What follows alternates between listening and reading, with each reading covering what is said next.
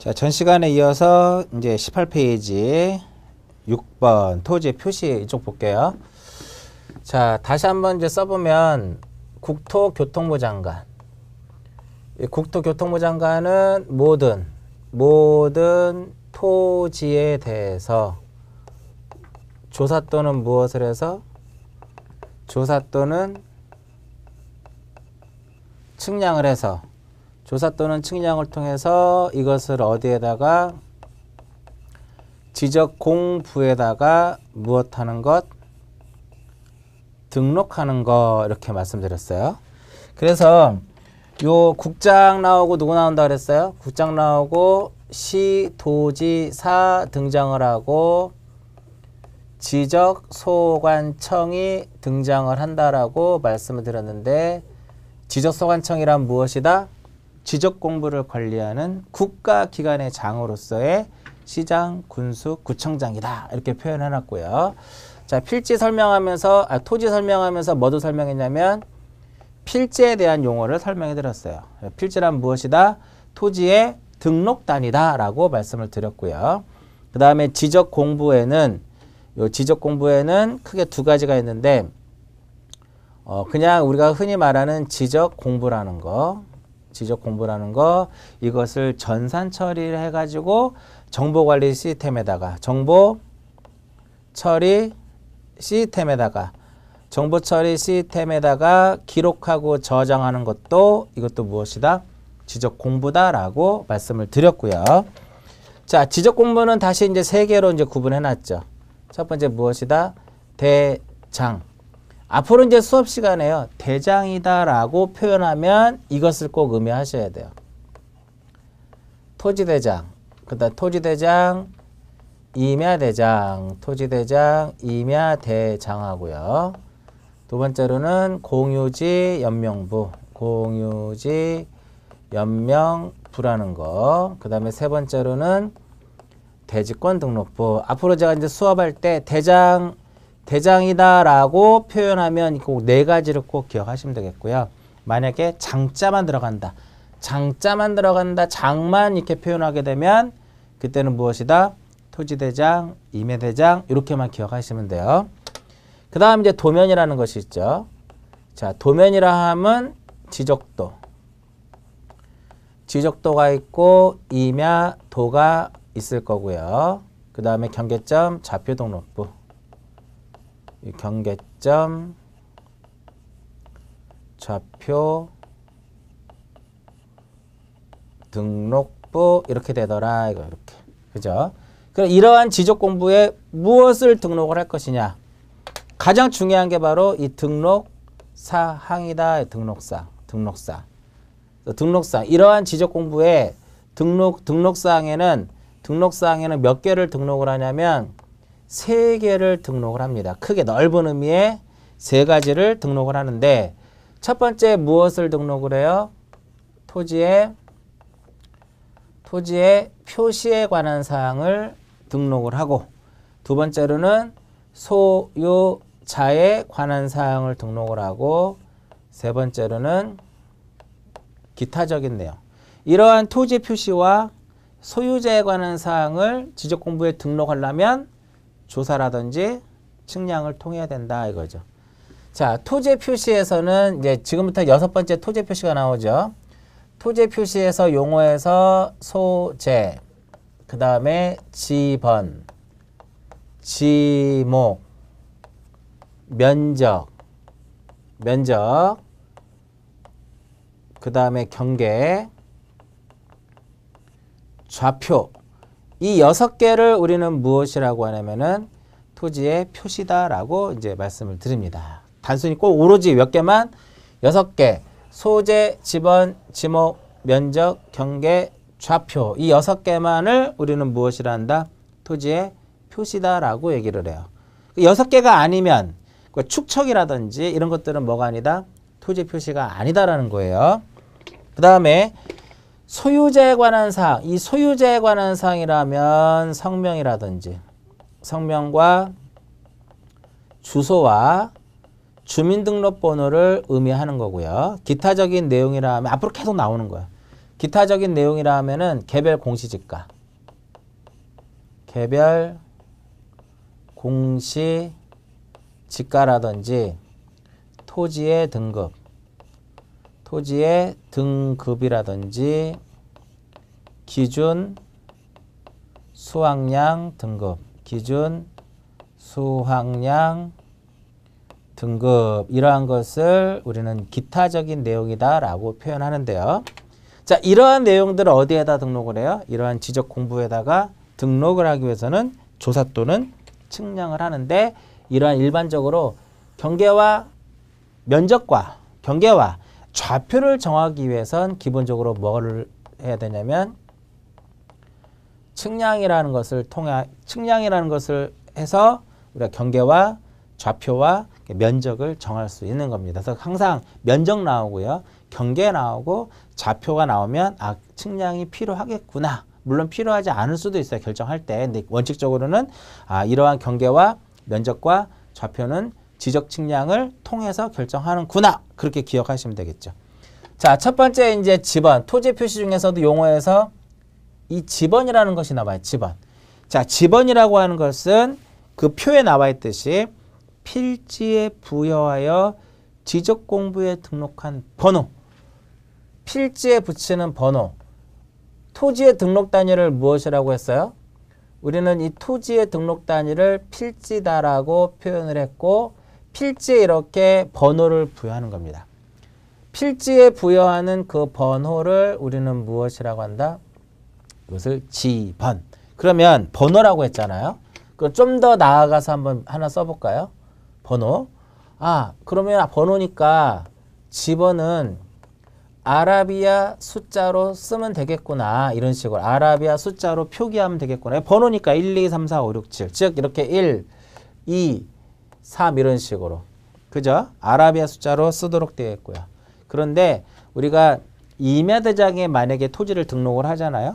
임야대장에 토지를 등록할 때는 필지 앞에다가, 지번 앞에다가 산자를 쓰도록 되어 있어요. 나중에 지번할 때 설명해 드리도록 하겠고요.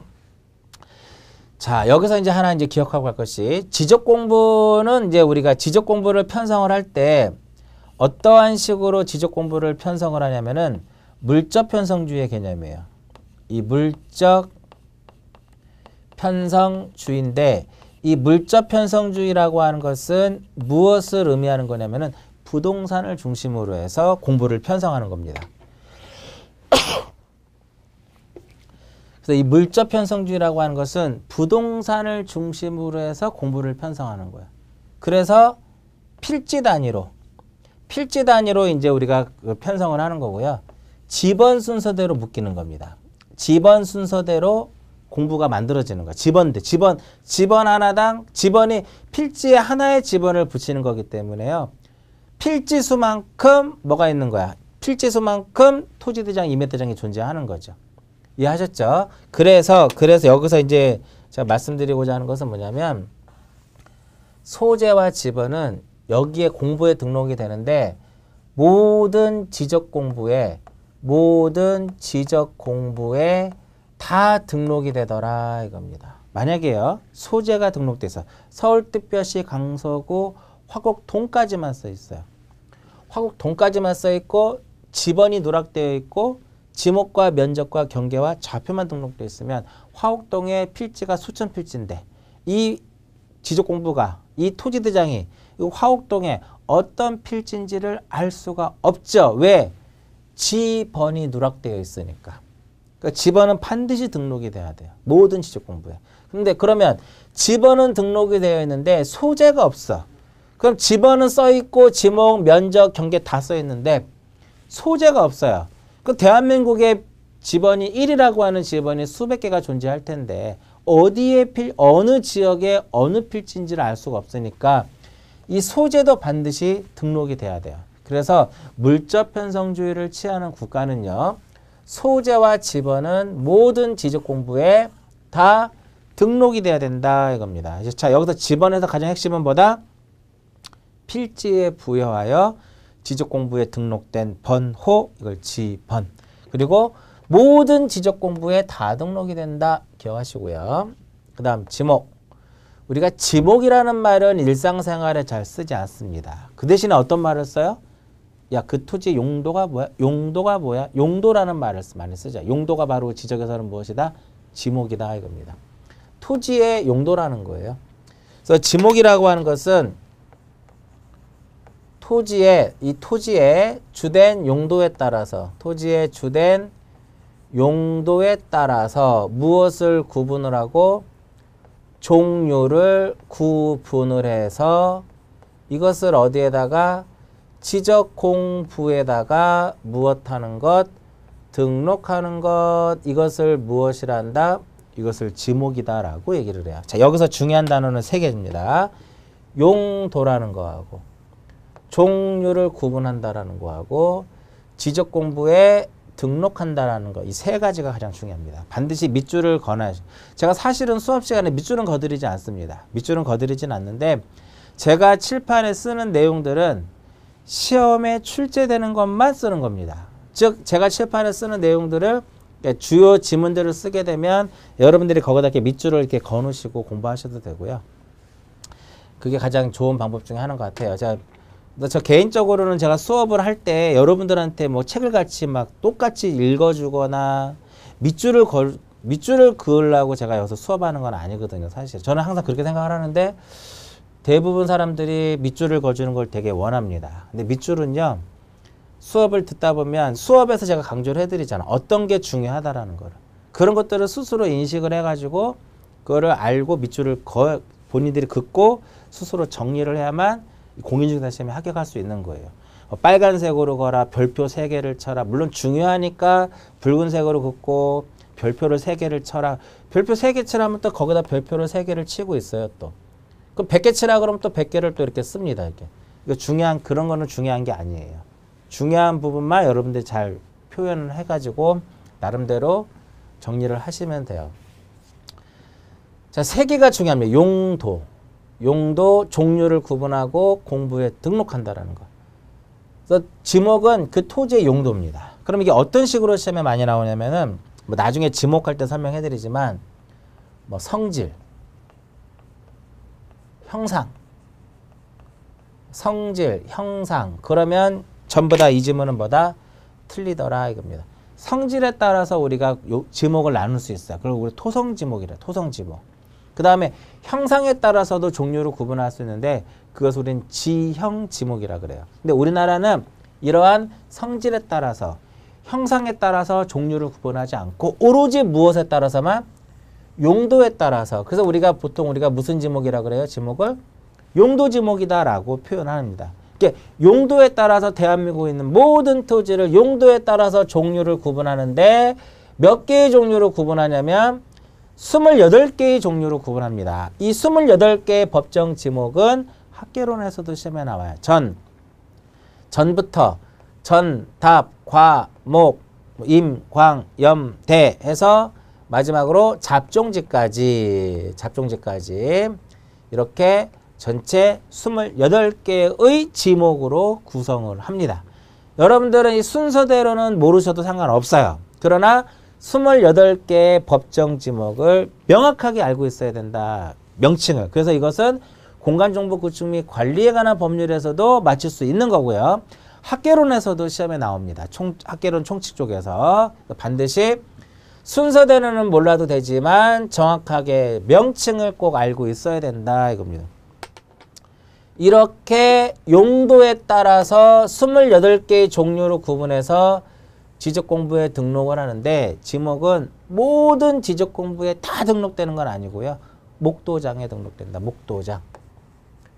목도장 이렇게 목도장. 우리 집에 가보면 목도장 하나씩은 다 있잖아요. 목도장 하나씩은.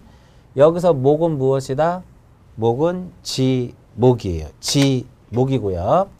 여기서 도하고 이제 장이 있는데 아까 제가 장자 들어가는 거 하면 뭐 생각하신다? 토지대장하고 임야대장 이것만 생각하세요. 토지대장, 임야대장 이렇게만 딱 기억을 하시면 되는 거고요. 도는 여기서 무엇이다? 도면이에요. 그러니까 지적에서 도면이라 하면 지적도라는 것이 있고 무엇이 있다? 지적도와 임야도라는 것이 이렇게 존재하더라 이겁니다. 그래서 지목은요. 목도장에만 등록이 돼요. 여기하고 장하고 도에만 등록을 합니다. 이렇게. 그러면 어디에는 등록이 안 될까요?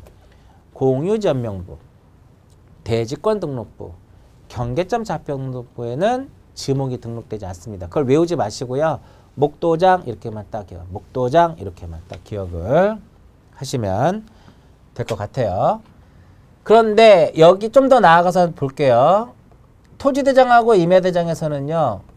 지목을 등록을 할 때 코드 번호와 함께 정식 명칭을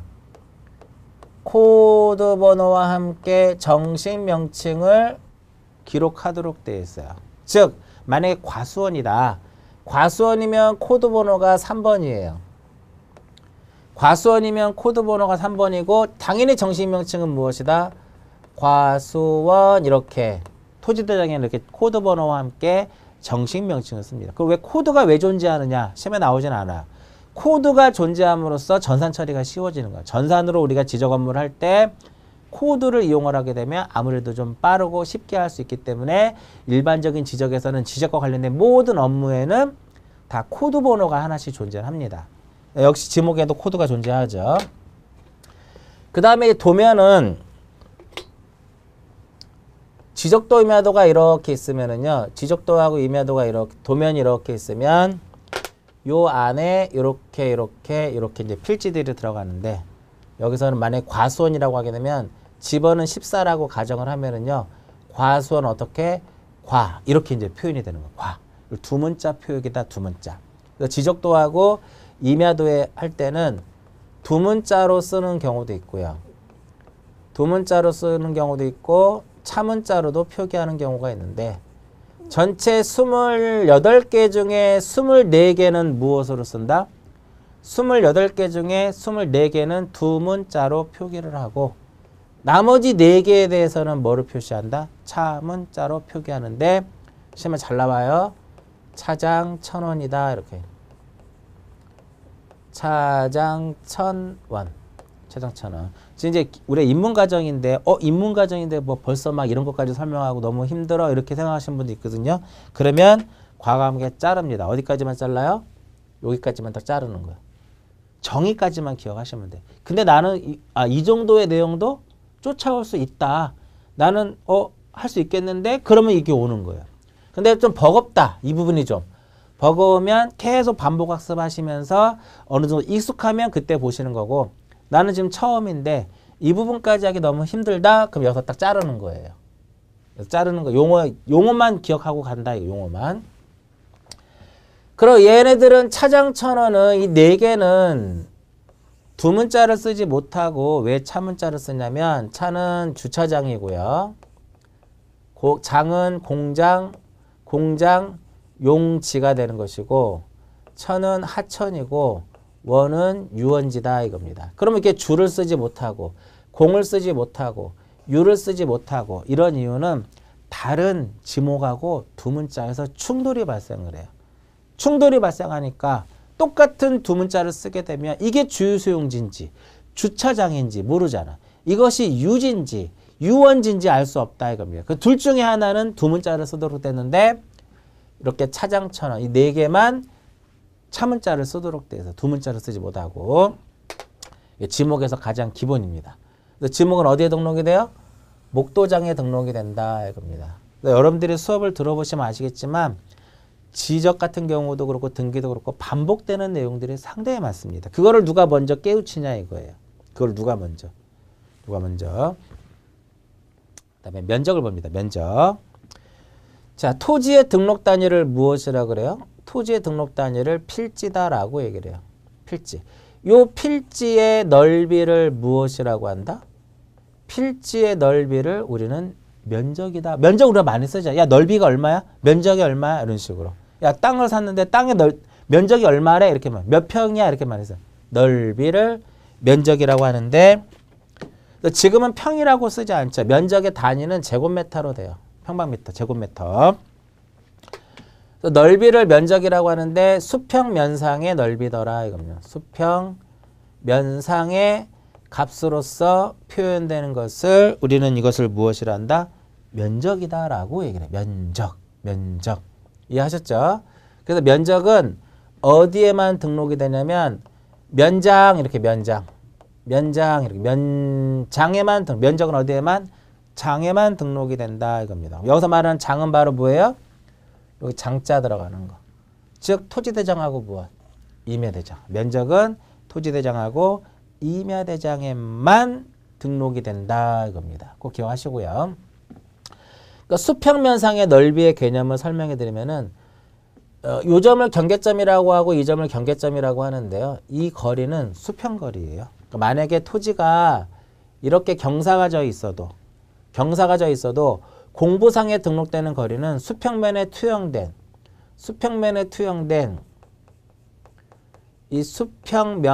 투영된 요 길이가 등록이 되는 겁니다. 이거 수평거리가 되는 거죠. 그래서 수평면상의 넓이를 면적 이렇게 표현합니다. 그 시험에 뭐라고 나오면 틀려요? 경사면적이다, 지표면이다, 지표면상이다, 경사면상이다, 지표면상이다. 그러면 전부 다 X. 그래서 지금은 면적 뭐만 기억하시면 돼요? 아, 면적은 필지의 넓이구나.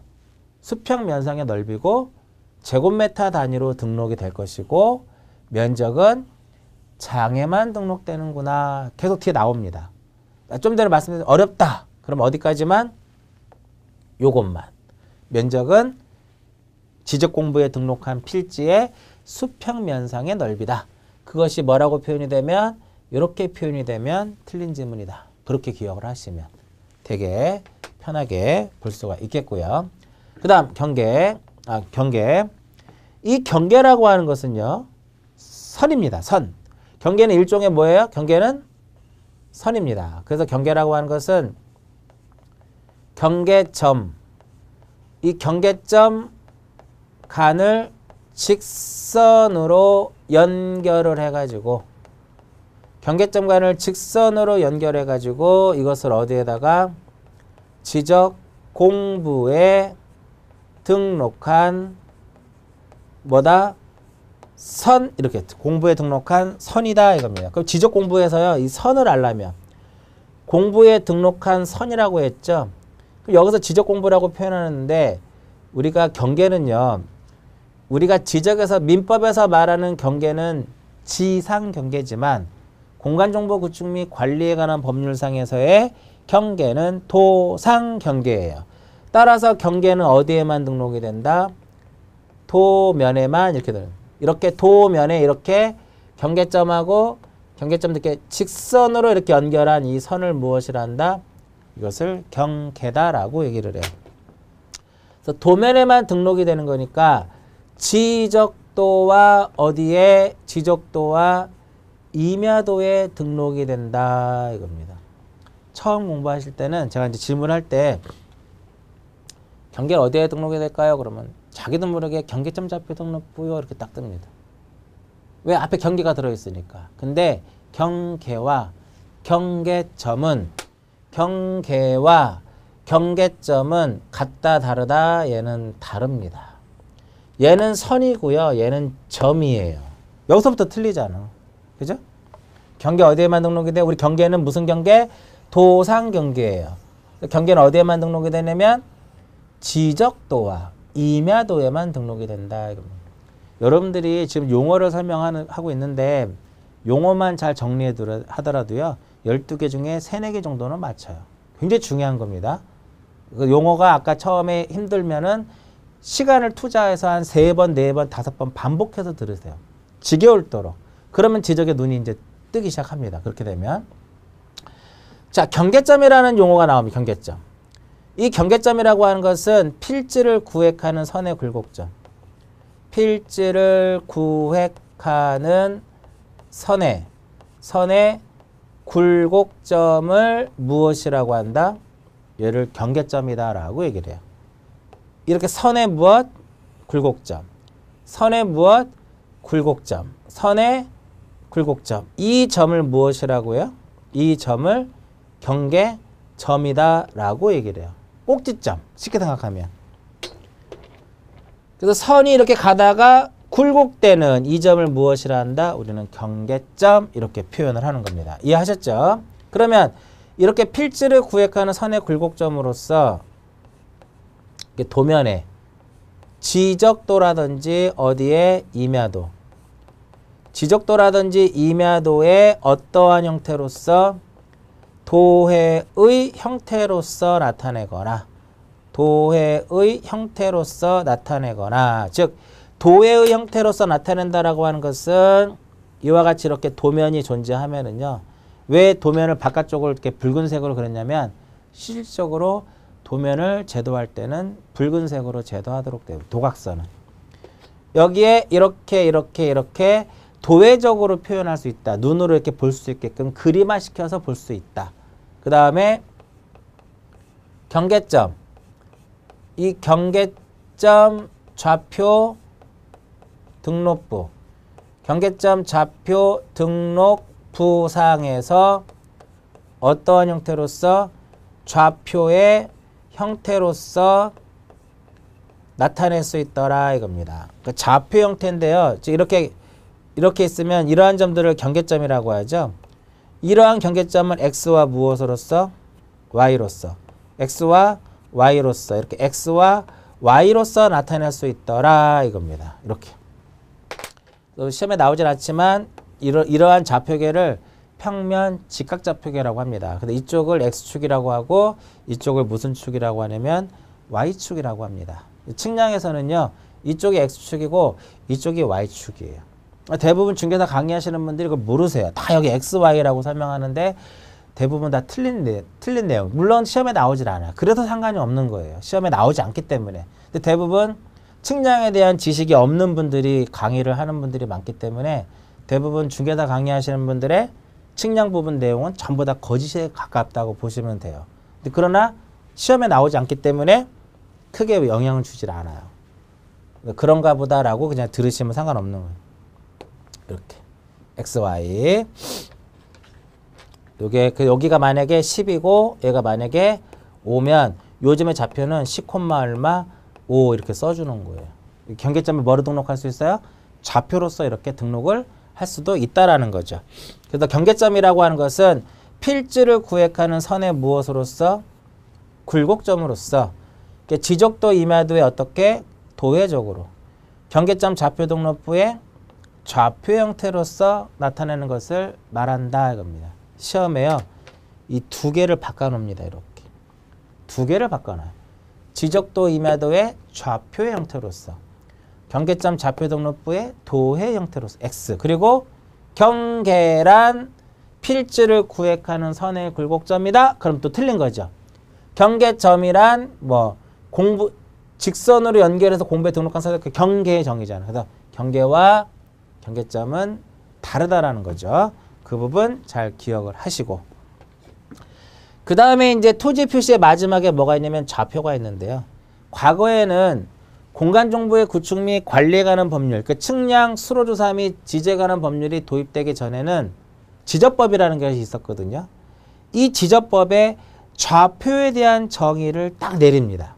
그런데 2009년도에 공간정보의 구축 및 관리에 관한 법률이 등장을 하면서 측량, 수로조사 및 지적에 관한 법률이 등장을 하면서 법상에서 좌표의 정의를 내립니다. 그러니까 좌표의 정의를 하지 않는다라는 거죠.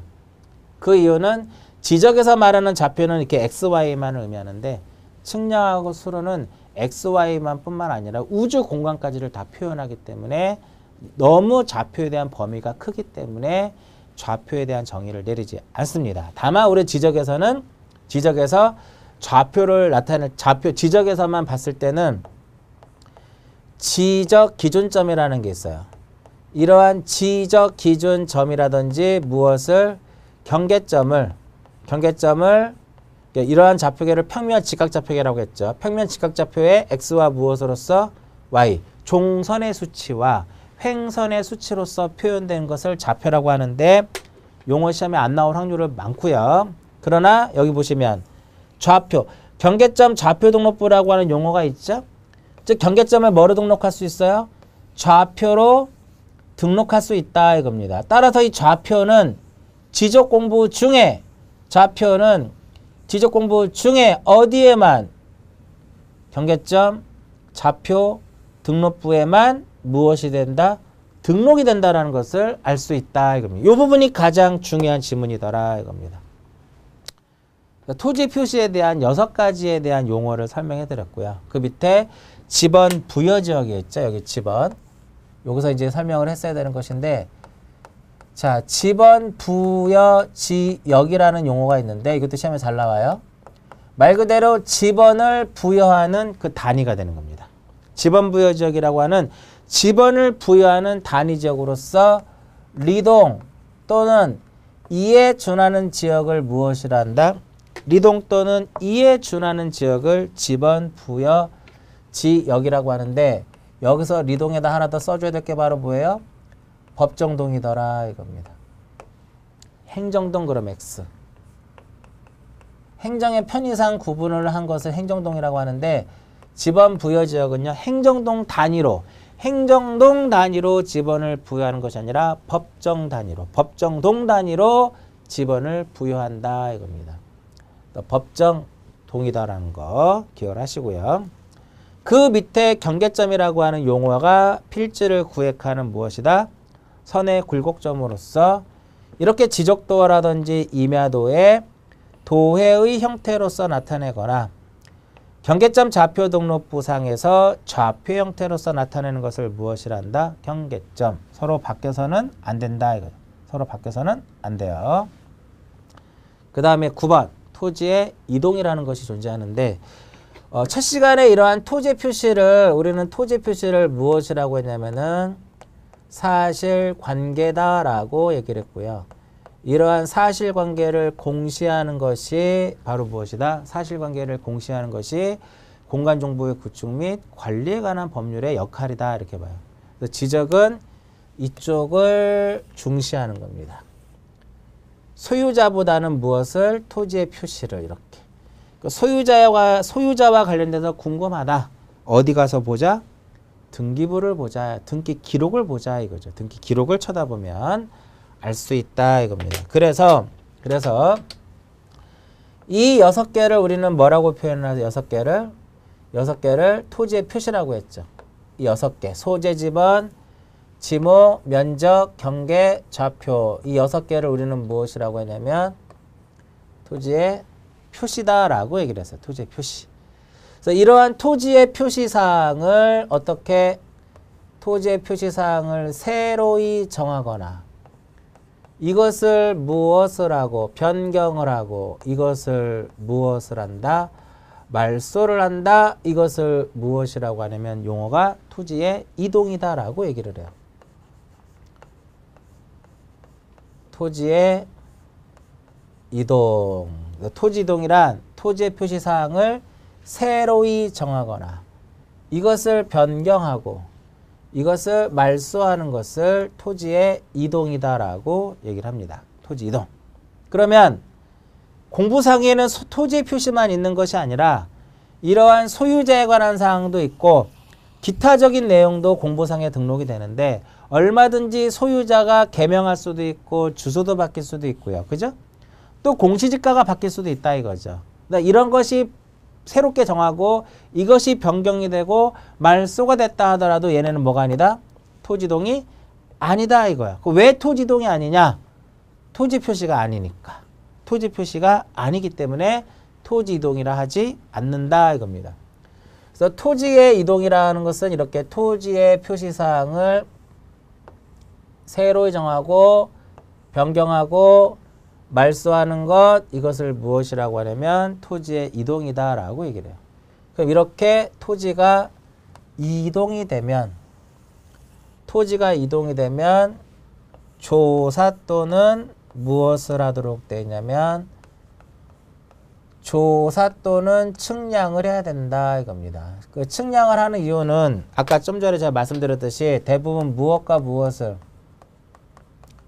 경계와 좌표와 면적을 정하기 위해서 실시하는 것이 바로 측량이다라고 말씀을 드렸어요. 그래서 토지 이동 사유 중에 측량을 요하는 것은 여러 개가 있는데 그 중에 대표적인 것이 신규 등록, 두 번째로 등록 전 환, 세 번째로 분할, 네 번째로 축척 변경. 이거 외에도 뭐 바다로 된 토지의 등록 말소. 말소의 대표적인 것이 바로 뭐예요? 바다로 된 토지는 등록을 말소를 하자. 이렇게. 바다로 된 토지는 등록을 무엇하자? 말소. 이것도 토지 이동이다 아니다? 토지 이동이다. 왜? 말소하는 거니까. 토지는 등록이 되지만은요, 바다는 등록이 안 되잖아. 어디까지를 바다로 봐요? 여기까지를. 여기가 어디예요? 최대 만조위. 평균에 쓰면 X. 최대 만조위. 토지가 이렇게 됐으니까 바다는 등록이 안 되니까 등록을 무엇하자? 말소하자. 이것도 토지 이동이다 이겁니다. 행정구역의 명칭이 변경이 되는 거. 행정구역의 명칭이 바뀌면 소재가 바뀌잖아. 토지 표시에 뭐가 있어요? 소재가 있죠. 저 앞에. 행정구역의 명칭이 변경이 되는 것도 토지 이동이다 이겁니다. 그러나 소유자의 주소를 변경했다라든지 소유자의 이름이 바뀌었다든지 소유자가 아예 바뀌었다라든지 이것은 토지 표시가 아니기 때문에 토지 이동이 아니다 이거예요. 그 다음에 조사의 대표적인 것이 어떤 것들이 있냐면 합병이라는 것이 있고 그 다음에 지목 변경이라는 것이 있다. 이거 외에도 그러니까 토지 이동의 대표적인 것이 뭐가 있냐면요. 신규 등록, 등록 전환, 분할, 합병, 축적 변경, 지목 변경, 바다로 된 토지의 등록 말소, 행정구역의 명칭 변경, 그 다음에 뭐 도시개발 사업. 이 도시개발 사업에는 토지 표시를 새롭게 정해요. 그리고 등록사항 정정 이런 것들이 바로 뭐냐면 토지 이동 사유에 해당이 되는데 나중에 3장에서 자세하게 다시 한번 그때는 설명이 이루어질 거예요. 그럼 이제 법에 보면은 법의 용어의 정의에서 토지 이동이라고 하는 용어를 정의해 놓고 그 밑에 6가지에 대한 토지 이동의 대표적인 용어에 대한 정의를 설명해 놓은 겁니다. 자, 신규 등록이라고 하는 것은 뭐냐면 새로이 조성된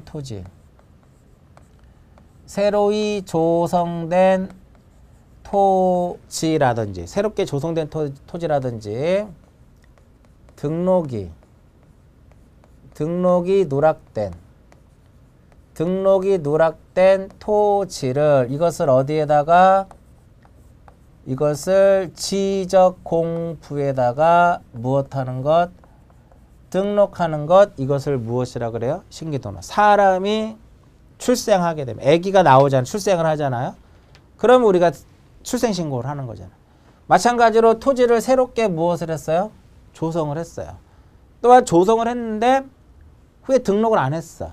등록이 누락됐다 이겁니다. 이것을 처음으로 공부에 등록하는 것을 무엇이라 한다?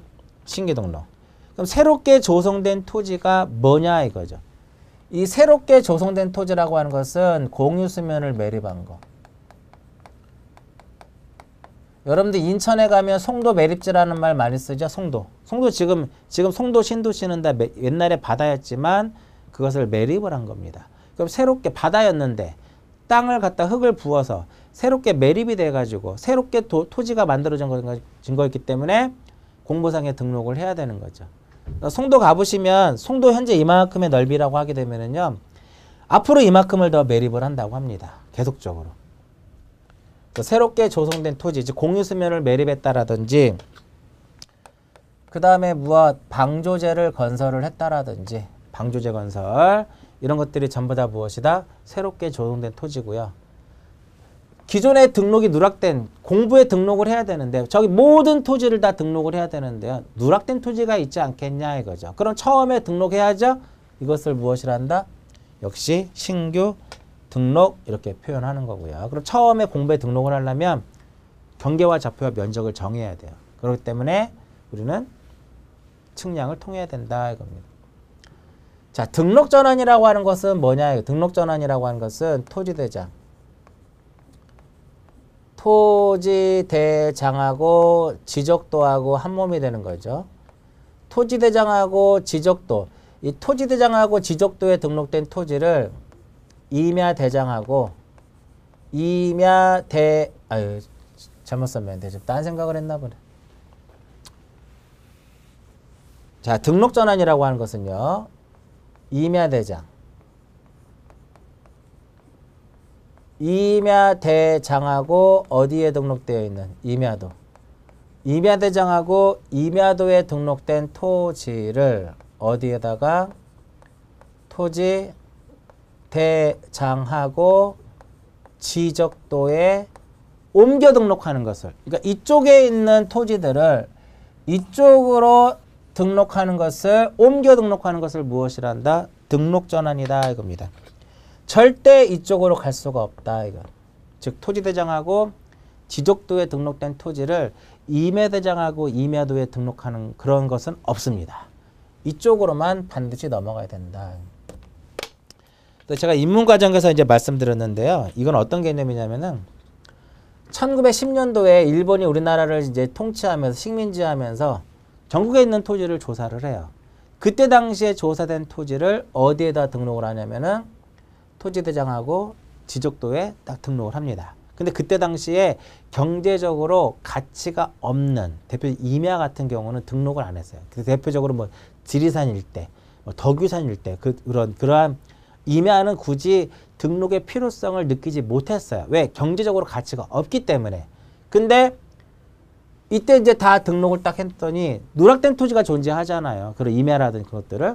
그런 것들을 1918년도에 조선 임야 조사령이라는 것을 공포를 하면서 토지 조사 사업 당시에 누락된 토지를 지금부터 조사를 해가지고 그때 어디에다 등록을 하자? 여기다가 등록을 하자라고 법을 만듭니다. 그래서 만약에 1910년도 당시에 전국에 있는 모든 토지를 하나도 빠짐없이 여기다 등록을 했다면 이거 존재하지 않는 거죠. 따라서 오늘날의 등록전환 이런 것들도 없는 겁니다. 역사적으로 이제 만들어진 거죠.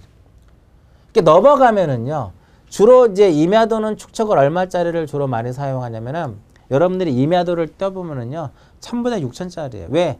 그때 당시에 6000짜리를 가장 많이 사용을 했으니까. 지적도는 1200짜리를 주로 많이 사용을 합니다. 왜? 토지 조사 사업 당시에는 600이 있고 1200이 있고 2400이 있는데 그 중에서도 1200분의 1짜리로 가장 많이 작성을 했어요. 그러니까 축척이 이렇게 바뀌잖아. 자, 여러분들 지적 공부할 때요. 축척이 이렇게 바뀐다. 아, 그럼 측량을 해야 되는구나. 그렇게 기억하시면 돼요. 등록전환.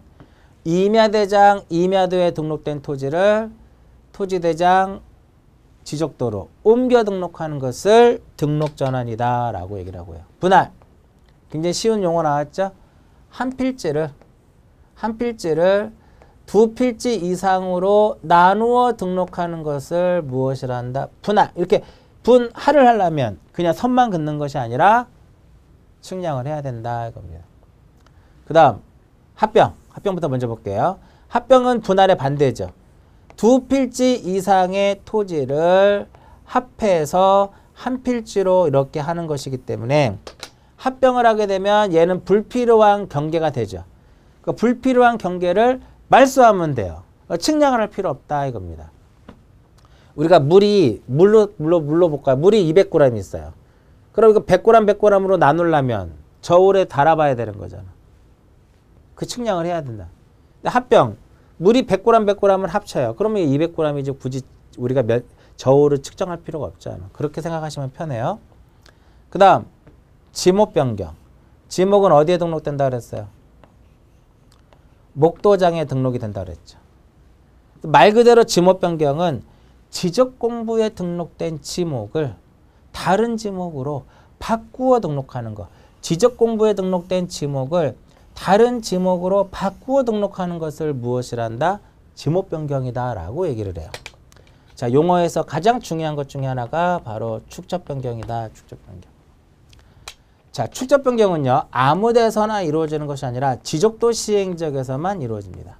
그러니까 축척을 바꾸는 이유가 있어요. 왜 축척을 바꾸느냐? 정밀도가 높아지려고. 정밀도를 높이기 위해서. 그러니까 지적도에 등록되어 있는 경계점. 지적도에 등록되는 경계점의 정밀도를 무엇하려면? 높이려면. 정밀도를 높이려면 결과적으로 어떻게 해야 돼요? 작은 축척에서 큰 축척으로. 작은 축척에서 큰 축척으로. 그럼 작은 것과 큰 축척의 차이는 뭐냐면 1200이 있으면 1200보다 큰 것은 600이거든요. 이게 축척 변경이에요.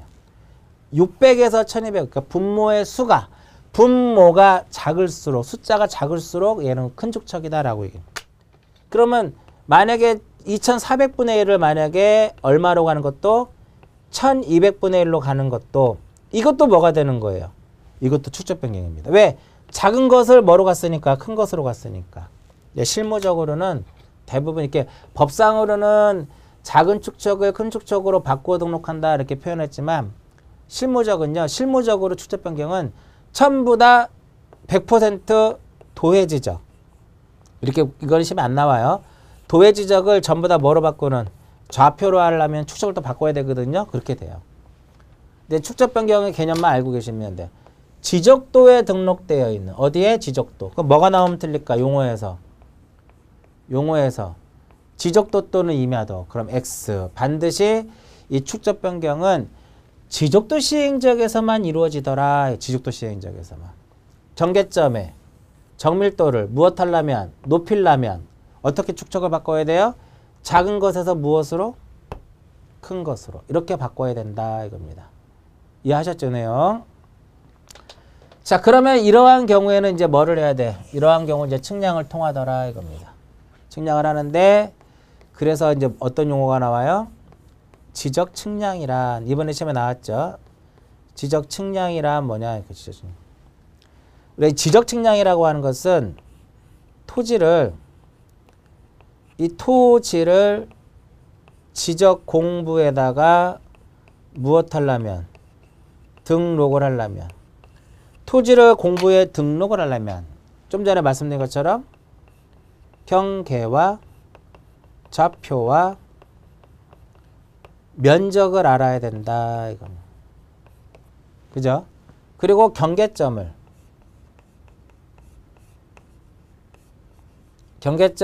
지상에다가 무엇할?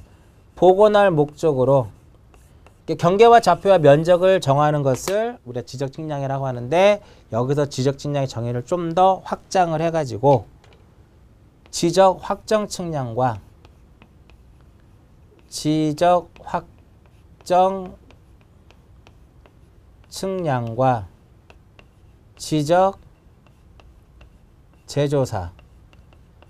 제조사 측량을 무엇한다? 포함한다. 굉장히 중요합니다. 포함한다. 제외한다 그러면 틀리고요. 이번에 시험에 뭐가 나왔냐면은 이 지적 제조사 측량은요. 우리가 토지 소유자가 측량을 못하니까 측량을 하고 싶으면 측량이 필요한 때 이러한 사유로 인해서 측량이 필요할 때는 지적 측량 수행자한테 의뢰하는데요. 지적 제조사 측량은 토지 소유자가 의뢰할 수가 없어요. 그럼 왜 지적 제조사 측량은 토지 소유자가 왜 의뢰할 수 없느냐면 지적 제조사 측량은 지적 소관청이 실시하는 거예요. 의뢰 대상이 아니에요. 올해 시험에 나왔던 문제. 엄청 작년에도 강조를 많이 했는데 그대로. 아마 공인중개사 시험을 보시면은요. 지적법 문제를 풀다 보면 제가 출제한 거로 아마 오해하시는 분이 상당히 많아요. 그만큼 지적의 적중률이 상당히 높아요. 범위 내에서만 나오기 때문에 그렇거든요. 그러니까 이게 지적 측량을 우리가 측량을 하기 위해서는 뭐가 필요하냐면 기준점이 필요하죠. 지적 기준점이 필요하더라. 우리가 이런 말 많이 쓰죠. 관악산의 높이가 몇 메다야? 그러면 사람마다 다 다른 값이다. 왜? 그 사람의 어떤 기준이 있는 거니까. 뭐 어떤 사람은 10,000m라고 할 수도 있고 어떤 사람은 1,000m라고 할 수도 있고. 그죠? 근데 그렇게 되면 서로 간에 논란이 발생하고 통일성이 없기 때문에 우리나라는 높이를 측정할 때는 인천 앞바다의 평균의 수면을 제로로 봐요. 그 점을 인천 앞바다의 평균의 수면이 제로가 돼. 높이값이. 그 높이를 이용을 해서 대한민국에 있는 모든 어떠한 모든 육지에 대한 높이를 다 측정을 합니다. 그래서 관악산의 높이가 만약 600m다. 그러면 600m면은 관악산 이렇게 이 높이가 600m라고 하게 되면 인천 앞바다의 평균의 수면을 기준으로 해서 높이가 몇 메다 되는 600m의 위치가 꼭대기 높이가 되는 거예요. 설악산의 높이가 설악산의 대청봉이 뭐 1875m다. 정확하게 값은 모르겠지만 1875m면 인천 앞바다로부터 1875m의 높이에 위치하고 있다라는 거죠. 그렇게 기준이 있어야만 어떠한 정확성을 확보할 수도 있고 어떤 통일성을 확보할 수 있는 거죠. 그래서 지적 기준점에는 몇 개가 있냐면은 3개가 있더라 이겁니다. 이번 시간에는 기준점 3개가 있다라는 것만 기억하시면 돼요. 지적 삼각점, 그 다음에 지적 삼각 보조점,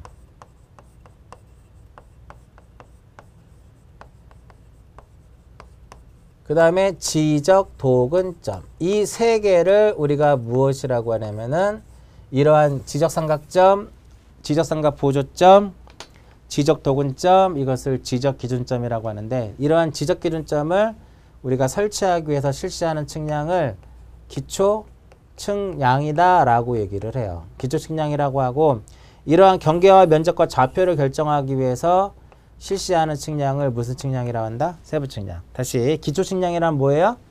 이러한 지적 기준점을 정하기 위해서 실시하는 측량을 기초 측량이라고 하고, 이러한 경계와 좌표와 면적을 정하기 위해서 실시하는 측량을 세부 측량이다 라고 이제 표현을 합니다. 여기까지가 공간정보의 구축 및 관리에 관한 법률상의 용어의 정의다 이겁니다. 딱 칠판에 이제 한가득 썼는데요. 이거를 여러분들이 나름대로 뭐 A4라든지 정리를 하게 되면 짧게는 한 장에도 다 요약을 할 수 있고요. 좀 크게 쓴다고 하면 2페이지 정도로 다 쓸 수 있어요. 이 안에 이것만 잘 기억하셔도 여러분들이 지적을 공부할 때 그렇게 용어 때문에 용어를 몰라서 공부 못할 정도는 아니다 이거죠. 앞으로 이제 용어를 가지고 계속 설명을 이제 이어지는데, 1장에서 정리하는 부분이 이제 1장에서 정리하는 게 이 부분이 이제 1장에서 정리가 되는 거고요. 그 다음에 2장에서 정리되는 것이 바로 뭐예요? 지적 공부에 대한 거. 전 시간에 부동산 종합 공부, 이런 부분들을 2장에서 정리를 이제 하도록 되어 있고요. 3장에서 뭐를 정리를 해요? 3장에서 토지의 이동에 대한 것을 세부적으로 정리를 하도록 되어 있고, 마지막 단원에서 4장에서는 뭐를 정리한다? 지적 측량이라고 하는 것을 정리를 하도록 되어 있어요. 그래서 이러한 토지의 지적 공부가 무엇인지에 대한 정확하게 이해하시고, 관련돼서 부동산 종합 공부, 연속 지적도 보시고, 토지의 표시가 무엇인지 소재, 지번, 지목, 면적, 경계, 좌표에 대한 거 정리하시면서 토지 표시가 6개가 있다는 거 보시면서 지번, 지목, 면적, 경계, 좌표의 정의를 기억하시고, 그 다음에 토지의 이동이라고 하는 용어를 통해서 토지 이동에 해당하지 않는 것도 보셔야 되고, 이렇게 토지가 이동이 되면 조사 또는 측량을 해서 이러한 사유가 존재하고, 측량에 대한 정의와 기준점을 정하기 위한 기초 측량과 경계와 좌표와 면적을 정하기 위한 세부 측량, 이런 부분들이 존재하는데 앞으로 계속 반복적으로 계속 나오는 내용들이에요. 그래서 용어가 어느 정도 완벽하게 정리가 되면 더 이상은 용어는 여러분들이 달리 공부할 필요 없고, 다음부터 나오는 내용을 가지고 용어를 복습하시면 돼요. 20페이지를 보시면 제2절 토지의 등록이 나오죠. 이 토지의 등록을 정리하면서 또 이와 관련된 내용들이 또 계속적으로 반복돼서 아마 나올 겁니다. 다음 시간에는 제2절 토지의 등록에 대해서 정리를 좀 하도록 하고요. 이번 시간은 여기서 마치도록 하겠습니다.